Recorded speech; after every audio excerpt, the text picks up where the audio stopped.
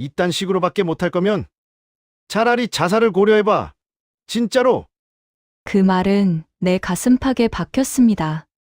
죽은 남편을 따라가라는 말이었습니다. 더 이상 참을 수 없었습니다.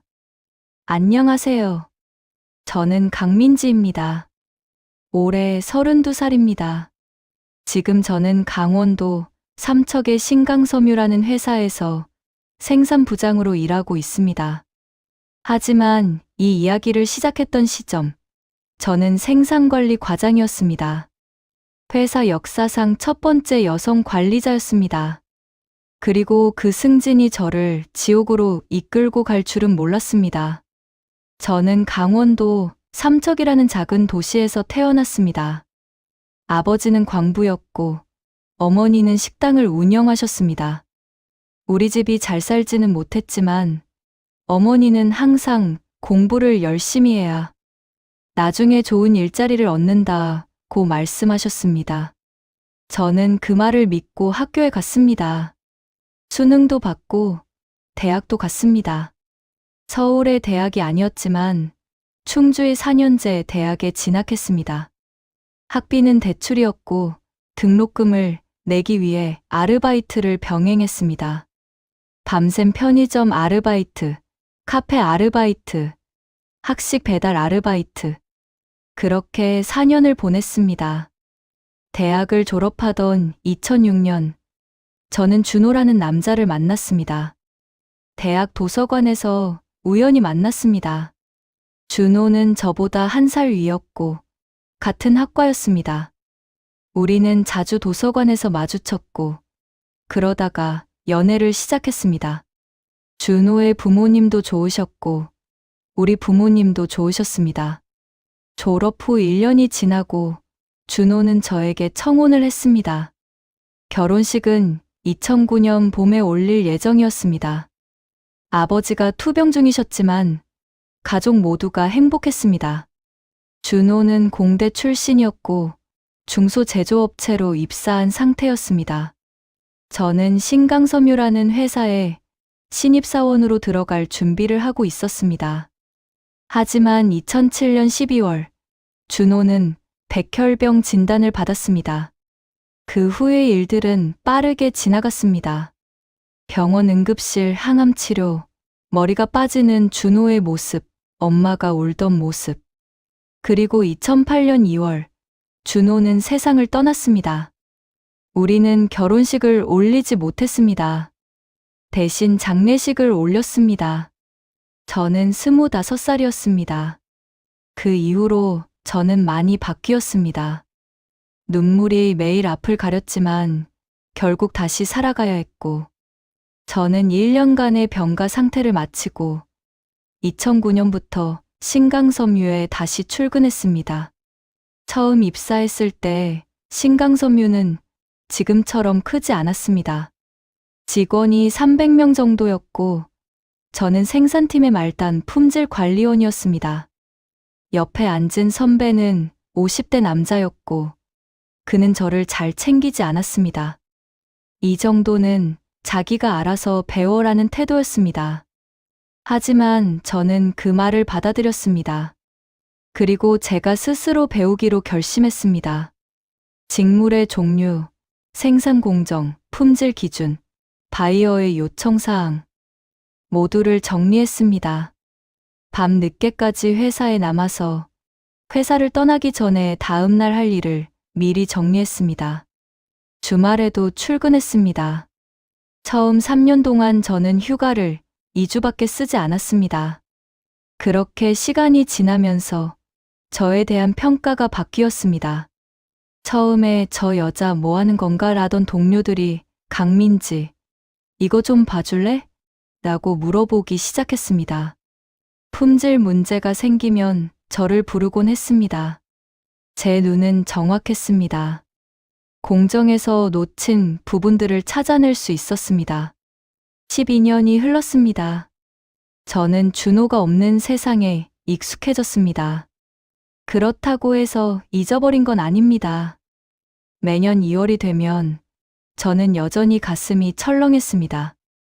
하지만 생활은 계속되었습니다. 회사에 출근하고 제 일을 했고 집에 가서 쉬고 다시 출근했습니다. 제 월급은 그 12년 동안 천천히 올랐습니다. 과장급은 아니었지만 전문직 대리로서 충분히 제 역할을 하고 있었습니다. 아버지는 2015년에 돌아가셨고 어머니는 현재 삼척에서 혼자 살고 계십니다. 저는 매주 주말에 어머니 댁을 방문하곤 했습니다. 저는 특별하지 않은 사람이었습니다. 눈에 띄지 않으면서도 묵묵히 일을 하는 여자. 그런 평가를 받고 있었습니다. 하지만 2019년 4월이 오면서 모든 것이 변했습니다. 강민지 대리를 생산관리 과장으로 발령합니다. 공장장이 전 직원 200명이 있는 회의실에서 그 말을 했을 때 저는 내 귀를 의심했습니다. 과장이요? 저요? 회의실에는 미묘한 침묵이 흘렀습니다. 환호도 없었고 박수도 없었습니다. 그냥 침묵이었습니다.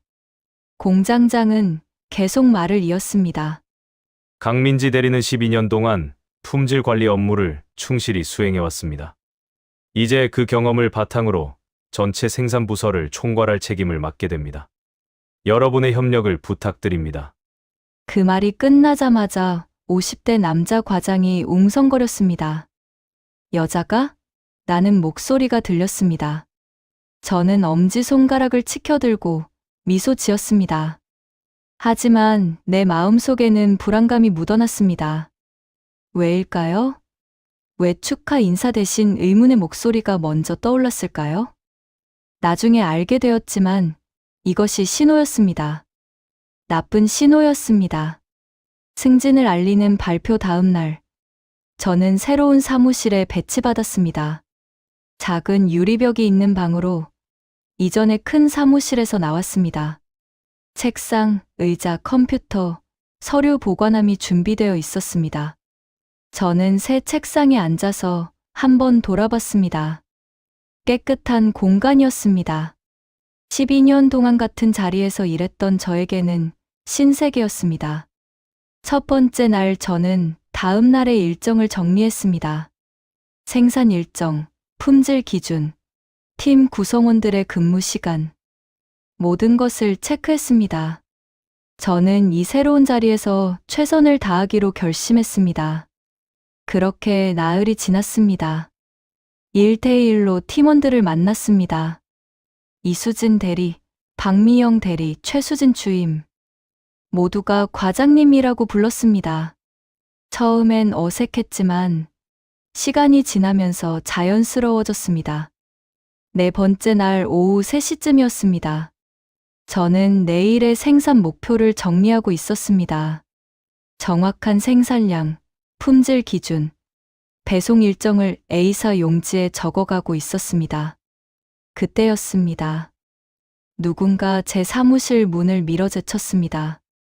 노크도 없이. 강민지, 맞나? 저는 고개를 들었습니다. 그 자리에 서 있는 남자는 저보다 훨씬 크고 무거워 보였습니다. 50대쯤 돼 보였습니다. 얼굴은 엄하게 굳어 있었고 눈빛은 차갑습니다. 저는 일어나며 손을 내밀었습니다. 반갑습니다. 저는 강민지 과장입니다. 그 남자는 제 손을 무시했습니다. 대신 저의 책상 위 서류들을 훑어봤습니다. 오준호야. 생산본부장. 근데 말이야. 오준호는 제 책상에 손을 짚고 제 얼굴을 가까이 보며 말했습니다. 여자가 이런 자리에서 뭘 하는 거야? 그 말에 제 얼굴이 화끈거렸습니다. 저는 12년간 품질 관리 업무를 해왔습니다. 이 부서의 직원들과도 오래 함께 했습니다. 제 역량을 믿고. 역량. 오준호가 웃었습니다. 비웃는 웃음이었습니다. 여자의 역량이라는 게 뭘까? 감정 조절, 공감 능력? 아니면 손 편한 거? 직무를 만들 때 감정 조절이 중요하나? 저는 대답을 못했습니다. 오준호는 제 책상 위에 서류를 집었습니다. 이것들 다 정리해. 내일 아침 7시에 새로운 생산 계획을 받을 거니까. 내가 만든 계획이야. 너는 그걸 따르면 돼. 문제는 있는지 물어보지 마. 내가 32년을 이 일로 먹고 살았어. 오준호는 제 사무실을 나가며 마지막으로 말했습니다. 여자가 리더가 될 수 있다고 생각하지 마.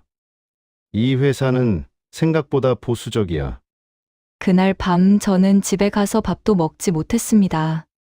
그냥 침대에 누워 있었습니다. 오준호의 말들이 맴돌았습니다. 여자가 이런 자리에서 뭘 하는 거야? 여자가 리더가 될 수 있다고 생각하지 마. 저는 제 자신을 의심하기 시작했습니다. 정말 내가 이 자리에 걸맞지 않는 건 아닐까? 12년이 충분하지 않은 건 아닐까? 하지만 그런 생각을 떨어내려고 노력했습니다. 저는 이미 이 자리를 얻었습니다. 공장장이 저를 믿었습니다. 그리고 저는 아직 모르고 있었습니다. 이것이 시작일 뿐이라는 것을. 내일 아침 7시에 오준호의 새로운 생산 계획을 받게 될 것입니다. 그 계획이 무엇인지 저는 모릅니다. 하지만 그날 밤 저는 깨달았습니다. 이 남자와 저는 같은 방향으로 나아가지 않을 것이라는 거요. 이 남자는 저를 환영하지 않습니다. 오히려 그의 눈빛에는 뭔가 악의가 담겨 있었습니다. 저는 그 밤 무언가를 준비하기로 했습니다. 정확히는 무엇인지 아직 몰랐습니다. 하지만 본능적으로 느껴졌습니다. 앞으로 벌어질 일들에 대비해야 한다는 거려. 그렇게 4월의 밤이 지나갔습니다. 내일 아침 모든 것이 시작될 예정입니다. 다음 날 아침 7시, 저는 회사에 도착했습니다. 사실 6시 45분에 도착했습니다. 남들보다 15분 먼저 도착하는 것이 제 습관이었습니다. 하지만 그날은 달랐습니다. 오준호가 전날 말한 새로운 생산 계획 때문에 긴장했습니다. 어떤 계획일까? 내가 동의할 수 있는 계획일까? 정확히 7시 오준호가 제 사무실에 나타났습니다. 손에는 새로운 생산 계획이 담긴 폴더를 들고 있었습니다. 이게 앞으로 1개월 동안의 생산 계획이야. 너는 이대로만 실행하면 돼. 오준호가 폴더를 제 책상 위에 내팽개쳤습니다. 저는 정중하게 물었습니다. 본부장님, 혹시 제 의견을 들을 기회가 있을까요? 지난해 데이터를 보면 의견. 네가 뭘 알아서? 오준호의 목소리가 커졌습니다. 옆 팀도 듣겠네요. 32년을 이 일을 한 사람의 계획이 맞아. 너는 그냥 따르면 돼. 그렇게 오준호는 나갔습니다. 저는 폴더를 열었습니다. 계획은 터무니없었습니다. 기존의 생산 일정과 맞지 않고 바이어 요청 사항도 무시한 내용이었습니다. 이대로 진행하면 분명 문제가 생길 것 같았습니다. 하지만 저는 어떻게 할 수 없었습니다. 이틀 만에 거부할 수는 없었습니다. 저는 그 계획을 따르기로 했습니다. 계획을 시작한 지 사흘 만에 문제가 생겼습니다. 예상 생산량에 미치지 못했습니다. 5%가 부족했습니다. 품질도 낮았습니다. 오준호의 계획에는 품질 검사 단계가 빠져 있었습니다. 저는 오준호를 찾아갔습니다. 본부장님, 현재 문제가 있어서요. 계획을 조금 수정해서. 뭐가 문제야? 생산량이 목표를 못 미쳤고요. 품질 검사 단계가 없어서. 내가 시킨 대로 했으면 충분해. 검사 단계. 그건 너의 영역 아니야? 너가 알아서 해야지. 하지만 이 계획상으로는 계획대로 안 된 거는 너의 무능 때문이야.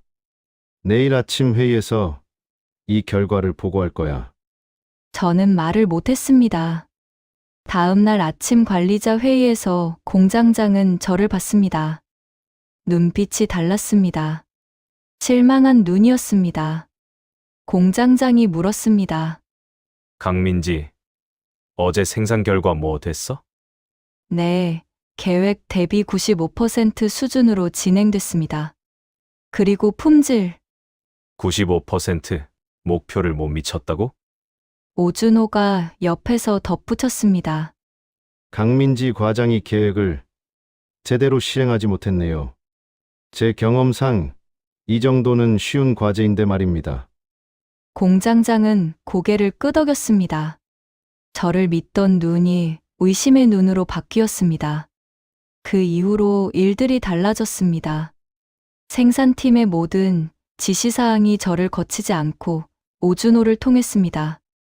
중요한 발주거는 제 컴퓨터에 도달하지 않았습니다. 팀원들은 의문의 얼굴로 저를 봤습니다. 왜 과장님은 모르세요? 라는 표정이었습니다. 저는 제 부서의 상황을 아무것도 모르게 되었습니다. 한 번은 이수진 대리가 제 사무실에 들어왔습니다. 과장님, 내일 A 바이어 발주 나갈 예정이에요. 아, 그래? 수량이 얼마야? 3,000장인데 본부장님이 진행하신다고 하셔서요. 저는 깨달았습니다. 제 부서를 통제하는 것이 아니라 저를 통제하지 않고 있다는 것을. 또 다른 날에는 생산팀의 회의가 저 없이 진행되었습니다. 옆방에서 웅성거리는 목소리들이 들렸습니다. 제 명의의 회의인데 저는 초대받지 않았습니다. 팀원 박미영이 나중에 말했습니다. 과장님, 본부장님이 회의실에서 과장님 얘기를 했어요. 뭐라고? 과장님 품질 관리 능력이 떨어진다고요. 저는 시간이 흐르면서 침묵하는 법을 배워야 했습니다. 아무 말 없이. 한 달이 지나자 팀 분위기가 묘하게 바뀌었습니다. 제 눈에 띄는 일은 없었지만 느낄 수 있었습니다. 식당에서 제가 앉으면 다른 팀원들이 자리를 옮겼습니다. 처음에는 우연이라고 생각했습니다. 하지만 매번 그럼 우연이 아니었습니다. 화장실 앞에서도요. 누군가는 저를 보면 고개를 돌렸습니다.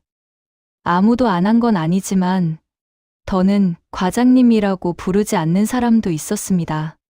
특별히 그런 태도를 보인 것은 50대 초반 여직원 김순미였습니다. 3년을 같이 일했던 사람이었습니다. 어느 날 저는 그녀에게 물어봤습니다. 위험한 질문이었지만 참을 수 없었습니다. 괜찮아? 뭔가 달라 보이는데. 김순미는 한참을 말이 없다가 작은 목소리로 말했습니다. 과장님, 저 혼자만 이러는 게 아니에요. 다들 그래요. 뭐가? 본부장님이 좋아하지 않으시잖아요. 과장님을. 저는 아무 말도 할 수 없었습니다. 5월 중순, 저는 누구보다 빨리 출근하고 늦게 퇴근하기 시작했습니다. 생산팀이 할 일들을 직접 챙기기 시작했습니다. 오준호가 지시한 내용들을 재검토했습니다. 실수가 없는지 확인했습니다. 그리고 문제가 생기면 즉시 해결했습니다. 하지만 피곤했습니다. 밤에 자도 아침에 눈을 뜰 때면 더 피곤했습니다. 머리가 자주 아팠습니다. 편두통이었습니다. 의사는 스트레스 때문이라고 했습니다. 약을 복용하고 충분히 휴식을 취하셔야 합니다. 하지만 저는 휴식을 취할 수 없었습니다. 한 달 사이에 저는 8kg이 빠졌습니다. 거울에 비친 제 모습이 낯설었습니다. 얼굴이 쭉 빠져 있었습니다. 어머니가 주말에 저를 보시고는 울음을 터뜨리셨습니다. 민지, 넌 왜 이래? 이렇게 여의고. 저는 어머니에게 거짓말을 했습니다. 괜찮아요, 엄마. 그냥 새로운 직책이라 바쁠 뿐이야. 6월의 어느 날이었습니다. 저는 복도에서 오준호를 만났습니다. 우연히. 하지만 그것은 우연이 아닐 수도 있었습니다. 오준호가 제 팔을 잡았습니다. 민지, 최근에 남자친구 생겼어? 저는 혼쩍 놀랐습니다. 너무 갑작스러웠습니다.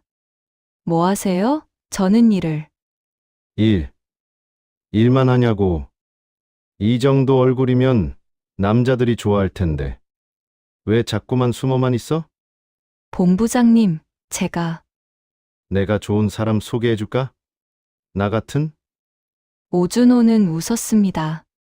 하지만 웃음이 아니었습니다. 위협이었습니다. 그 이후로 매일이 그랬습니다.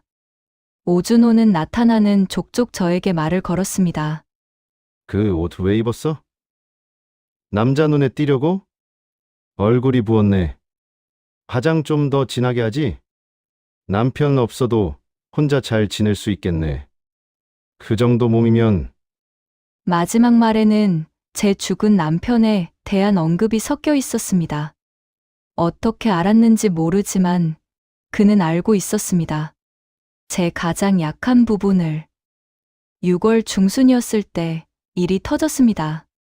공장장이 저를 부르셨습니다. 그의 얼굴은 굳어 있었습니다. 강민지, 너는 이 보고서가 뭐라고 생각하냐? 공장장이 한 장의 서류를 보였습니다. 보고서였습니다. 제목은 강민지 과장의 부실 관리로 인한 품질 기준 하락이었습니다. 저는 머리가 하얀색이었던 것 같았습니다. 이건 제가 작성하지 않았습니다. 나는 알아. 오준호가 작성했다고 했어. 그런데 여긴 뭐지? 공장장이 손가락으로 가리켰습니다. 불량률 17% 증가, 바이어 클레임 320건, 직원 이탈률 40%. 이런데 저는 급하게 말했습니다. 그건 거짓입니다. 제 기록을 확인하시면. 확인할 게 뭐가 있지? 오준호 본부장이 이렇게 작성했는데. 하지만 제 데이터에 따르면 불량률은 오히려 0.3% 감소했고 바이어 클레임은 14건이고 직원 이탈률은 2%입니다. 공장장은 침묵했습니다. 그 침묵이 더 무서웠습니다. 그렇다면 너와 오준호의 기록이 다르다는 건데? 네, 공장장님. 나중에 확인해 보자. 하지만 지금은 이 보고서가 회사 경영진에게 제출되었어. 본사에도 갔어. 너를 두고는 좀 생각해 봐야겠다. 공장장이 저를 돌려보냈습니다. 그날 저는 퇴근을 하지 못했습니다. 밤 10시까지 사무실에 있었습니다. 데이터를 확인했습니다. 제 기록이 맞았습니다. 모두 정확했습니다. 하지만 누가 저를 믿을까요? 6월 끝자락이었습니다. 저는 회사에 가는 길이 힘들었습니다. 아침에 눈을 떠도 가슴이 철렁했습니다. 밤에는 잠을 제대로 못 잤습니다. 그날 회의실에서 오준호는 또 말했습니다. 강민지의 부서에서 또 문제가 생겼어. 아니, 이 정도면 관리 능력이 없는 거 아니냐고. 저는 대항할 수 없었습니다. 더 이상 말할 힘이 없었습니다. 하지만 그날 오후 회의실에 혼자 남겨졌을 때 뭔가가 바뀌었습니다. 제 머릿속에 들리는 음성이 있었습니다. 이틀 전 오준호의 목소리였습니다. 차라리 그 남편 따라가. 회사에 피해 끼치지 말고. 그럼 모두가 편해. 그 말이 반복되고 있었습니다. 그 순간 제 눈에 눈물이 흘렀습니다. 하지만 그것은 슬픔의 눈물이 아니었습니다. 분노였습니다. 그날 밤 저는 회사에 다시 들어갔습니다. 아무도 없는 밤 11시에 저는 제 사무실에 앉았습니다. 컴퓨터를 켰습니다. 그리고 3개월간 기록했던 모든 데이터를 다시 정리했습니다. 생산 계획의 변경 사항들, 업무 지시의 비정상적 흐름들, 거짓 보고서들, 그리고 저는 작은 A사 노트북을 집어들었습니다. 내일부터 기록하기로 했습니다. 모든 것을. 7월 첫날 아침, 저는 새로운 결심을 가지고 회사에 들어갔습니다.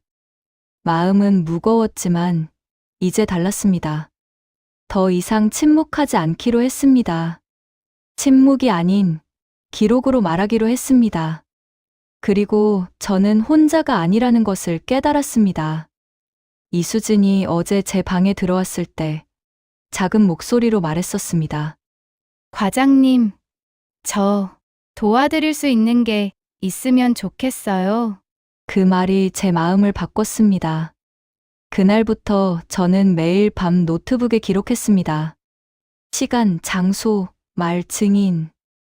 더는 당할 대상이 아니었습니다. 저는 증인이 되기로 했습니다. 모든 것이. 7월이 되자 상황은 더 악화되었습니다. 공장장은 저를 더 이상 회의에 초대하지 않았습니다. 저는 회사의 방향성을 알지 못했습니다. 업무 지시는 오준호를 통해서만 전달되었고, 저는 그저 실행하는 입장이었습니다. 어느 날 인사팀장이 제 사무실에 들어왔습니다. 그의 표정은 어두웠습니다. 강 과장, 회사에서 조직 개편을 고려 중입니다. 조직 개편이요? 네, 생산관리 과장 직책을 유지할지 말지 검토 중입니다. 저는 아무 말도 할 수 없었습니다. 불과 3개월 만에 제 직책이 사라질 수도 있다는 뜻이었습니다. 그날 밤, 저는 정말 깊은 절망을 느꼈습니다. 12년을 성실하게 일했는데, 24살 때부터 이 회사에서 일했는데, 제 A사 노트북은 이미 상당히 채워져 있었습니다. 2주간 매일 밤 기록한 내용들이었습니다. 하지만 이 기록이 뭐 할 수 있을까요? 그것만으로 충분할까요? 나는 실수했을지도 모릅니다. 이 회사에 남으려고 한 실수요. 하지만 이렇게 포기할 수는 없었습니다. 7월 초, 저는 이수진을 식당으로 불렀습니다. 수진 씨, 시간 돼? 이수진은 조심스러워 보였습니다.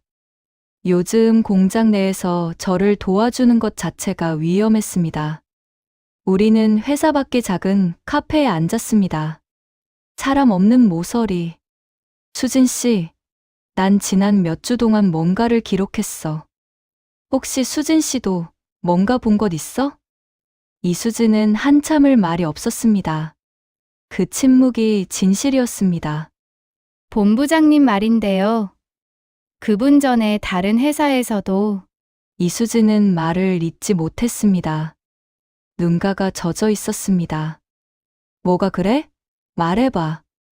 전 회사에서도 여직원을 괴롭혔대요.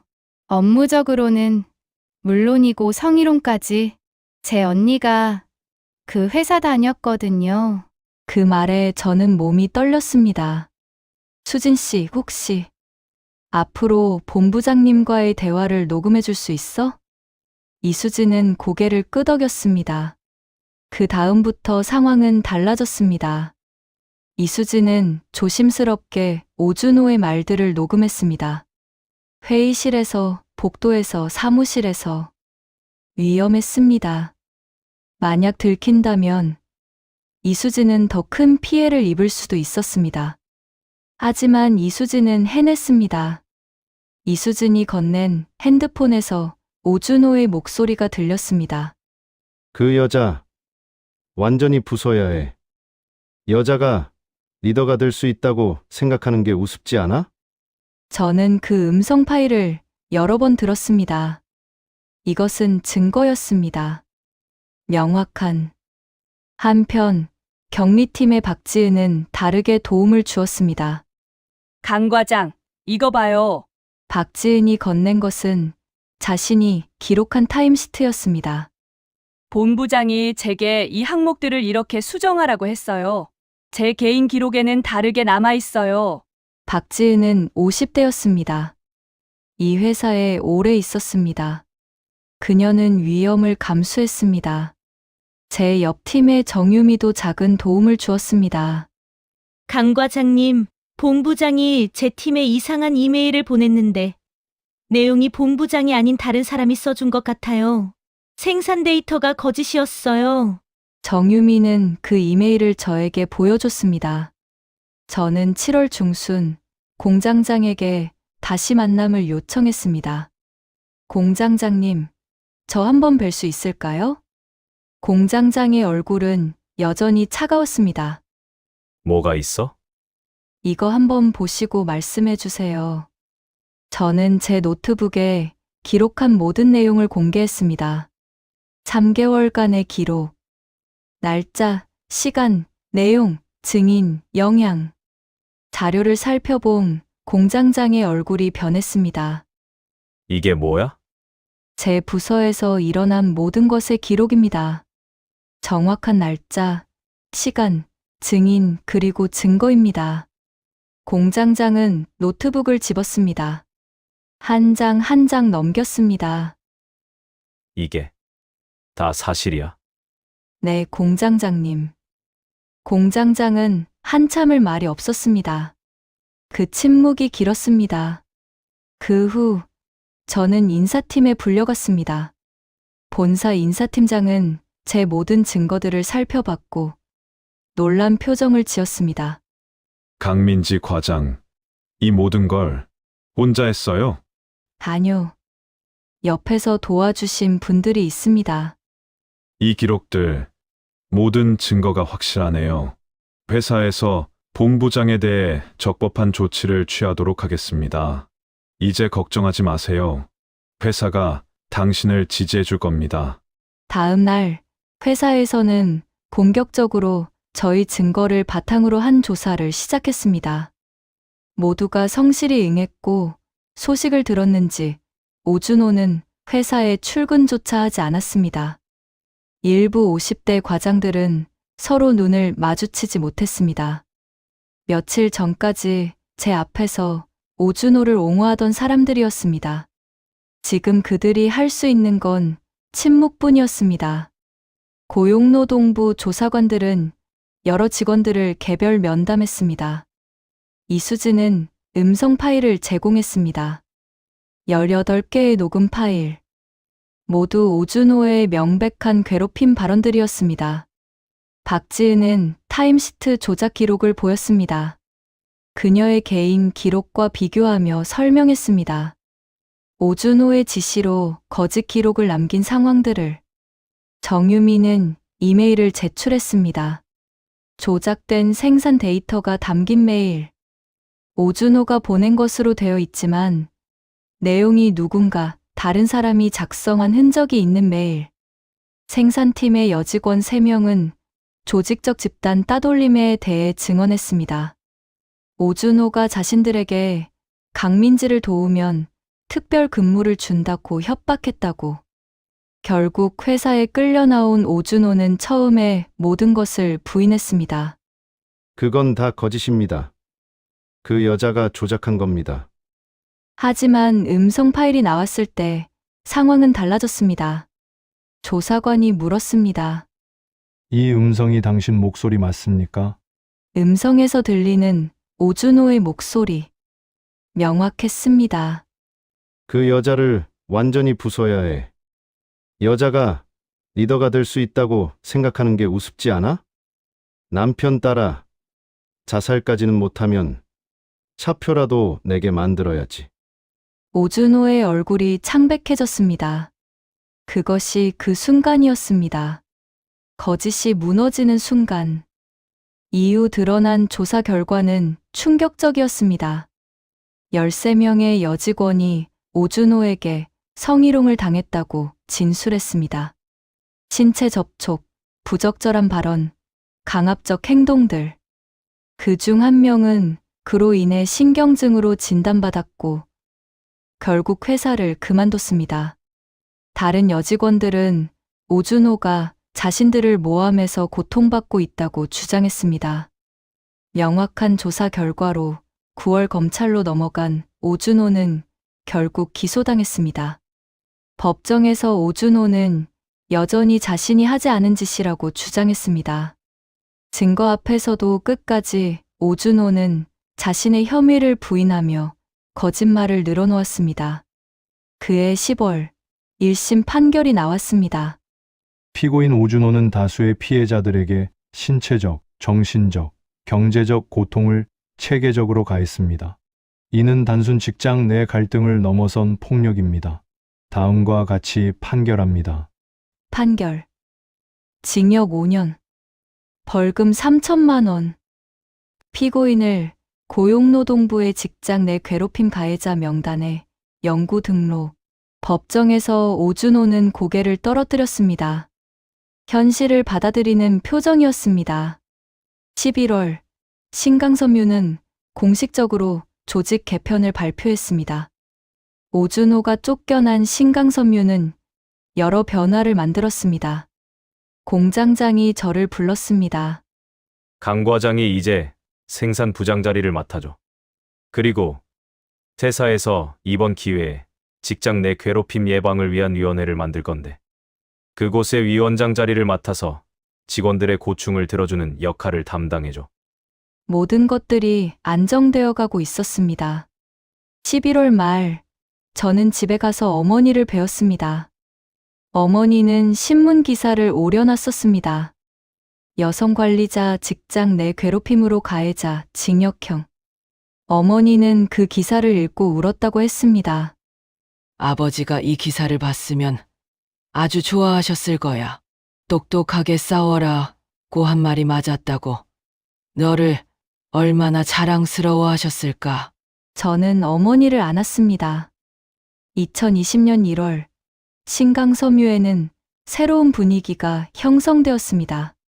직장 내 괴롭힘 예방위원회가 정식으로 출범했습니다.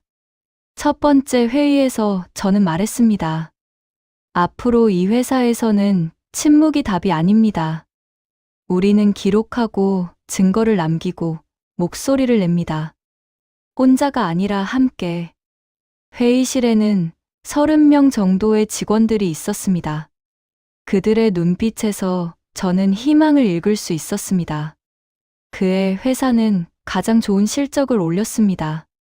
생산성은 전년 대비 35% 증가. 직원 이직률은 70%에서 4%로 급락. 직원 만족도 조사에서 이 회사의 장점은? 이라는 질문에 가장 많은 대답은 이것이었습니다. 직원들을 진심으로 보호해주는 회사. 2023년, 저는 서울의 컨퍼런스 홀에 섰습니다. 주제는 직장 내 괴롭힘, 기록이 정의다였습니다. 청중은 500명 이상이었습니다. 대부분 나이 어린 사람들이었습니다. 제 앞에는 3권의 노트북이 놓여 있었습니다. 이것이 제 무기였습니다. 저는 노트북을 들었습니다. 감정이 아니라 증거. 복수가 아니라 정의. 혼자가 아니라 연대. 청중 중 누군가가 울고 있었습니다. 만약 당신도 지금 비슷한 상황에 있다면 알아두세요. 당신은 혼자가 아닙니다. 저는 계속했습니다. 기록하세요. 증인을 찾으세요. 그리고 말하세요. 당신의 투쟁이 정의로워질 날까지. 청중들이 일어나 박수를 쳤습니다. 그 박수 속에서 저는 깨달았습니다. 제 이야기가 한 개인의 이야기를 넘어 많은 사람들에게 용기를 주고 있다는 것을. 12년 전 저는 남편을 잃었습니다. 3년 전 저는 직장에서 새로운 지옥을 맛봤습니다. 하지만 지금 저는 말할 수 있습니다. 어려움은 나를 약하게 하지 않았습니다. 오히려 더 단단하게 했습니다. 그리고 무엇보다 중요한 것은 이 여정을 혼자 걷지 않았다는 것입니다. 모두가 함께 한 발씩 내딛었을 때 지옥은 천국으로 바뀌었습니다.